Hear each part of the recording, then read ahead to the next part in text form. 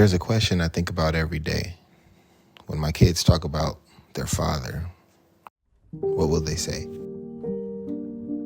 Since I was a little kid, I'm talking 6, 7 years old, I can vividly remember telling my mom, I can't wait to meet my wife. I wonder where she is right now. I want kids, all this stuff. I know what it means to be a father. And I know that how hard that is to be a father.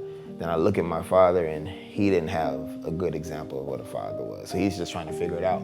At the end of the day, we're all just trying to figure it out. And so I respect him, for trying. I respect him for giving everything he can to his best ability. Growing up, my mom had to do a whole lot, and she was in positions she shouldn't have been as my mom, mainly because of what my father put her in. You still had to go to work, you still had to raise me, you still had to do this while your husband's in jail, while all this other stuff. Your father's now sick and he's losing his leg to diabetes. Like, all this is all going through her mind. We get evicted from here, so now we have to live at grandma's, and it's like she has all that on her plate. My grandmother, she was always so important to me. She was mom, because mom had to be dad. So that's who I was with 90% of the time. So losing her senior year, I think a week before graduation, she had gotten sick. That was the toughest day of my life. That was hard. Cause like the one person I know who's praying for me and wants me to do, and she's gone. And I knew she was gone. I knew I wanted more. I knew that wasn't what it's supposed to be. I knew I did not want my wife feeling like that. I did not want my kids feeling like this. I knew as a man, I did not want to have to go through those situations.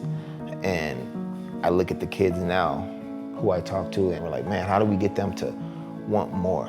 Like, they're figuring it out first year. And it's like, how do you get that poured into a kid that you see was going through what you were going through, but they're not yet at that stage where they look at it and say, nah, this isn't for me. I want more than this. When you say being a good father, what does that look like to you? Being what needs to be. Being there, being the law, being the joy, being the tears, being the smile, whatever's needed, you have to be that. But I know this means a lot to my son. I know this means a lot to my daughter. So I have to be whatever they need at that time. Sometimes it's good, sometimes it's bad. I feel like being a father, you have to be present, you have to be there to sometimes be the punching bag. Sometimes be the punching bag for your wife.